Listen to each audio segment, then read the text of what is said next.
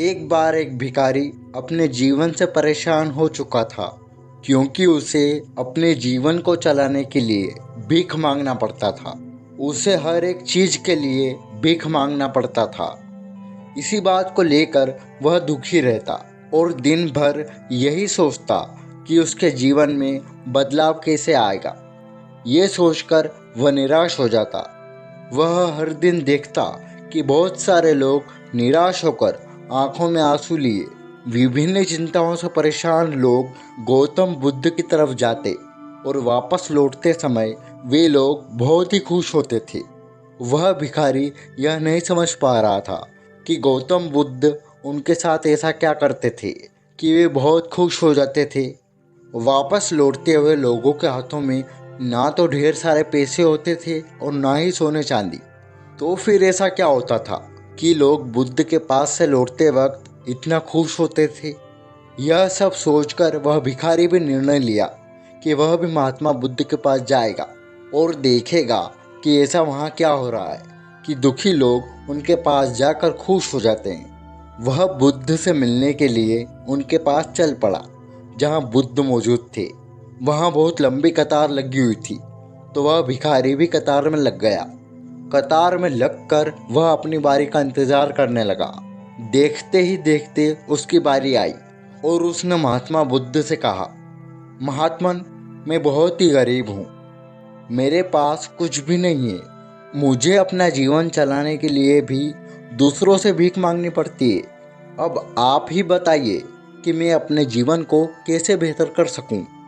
यह सब सुनकर बुद्ध ने कहा, तुम गरीब नहीं हो, तुम्हें ऐसा लगता है क्योंकि आज तक कभी तुमने किसी के लिए कुछ भी नहीं किया, ना ही तुमने कभी किसी को दान दिया, ना ही तुमने दूसरों के लिए कुछ किया। यह सब सुनकर भिखारी के मन में एक आशंका जाग उठी। अपनी आशंका को दूर करने के लिए भिखारी ने पूछा, मैं तो एक भिखारी हूँ, मैं लोगों को दान कैसे दे सकता हूँ और कैसे लोगों की सहायता कर सकता हूँ। मुझे तो खुद अपना जीवन चलाने के लिए दूसरों से मांगना पड़ता है। यह सब सुनने के बाद गौतम बुद्ध थोड़ी देर चुप रहे और फिर उसे बोले, तुम्हारे पास हाथ है जिससे तुम लोगों की सेवा में लगा सकते हो और दूसरों का भला कर सकते हो। इसके अलावा तुम्हारे पास मुंह है जिससे तुम लोगों से अच्छी अच्छी बातें कर सकते हो और दूसरों की सहायता कर सकते हो। ज़रूरी नहीं कि दान सिर्फ पैसों से किया जाए। हम चाहे तो शिक्षा का दान भी कर सकते हैं, चाहे तो अन्न का दान भी कर सकते हैं। ऊपर वाले ने अगर किसी को पूर्णतः अच्छा शरीर दिया है तो वह गरीब नहीं है, वह बस दिमाग से गरीब है। उसे इस विचार से हटकर दूसरों की सेवा में लगाना चाहिए। महात्मा बुद्ध की यह बातें सुन लेने के बाद वह भिखारी बहुत ज़्यादा खुश हो गया और उसका मन अब संतुष्ट था। हम सब इस बात की चिंता में ज़्यादा समय बर्बाद करते हैं कि हम गरीब हैं, लेकिन यह सत्य नहीं है।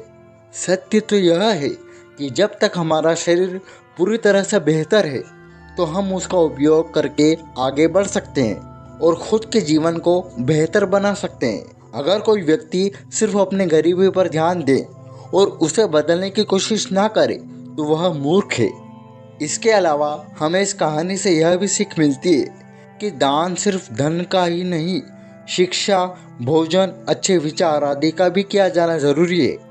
अगर आपके पास धन नहीं है तो आप शिक्षा का दान कर सकते हैं या फिर आप दूसरों के लिए अच्छे विचारों का भी दान कर सकते हैं। इससे समाज बेहतर होता है। धन्यवाद।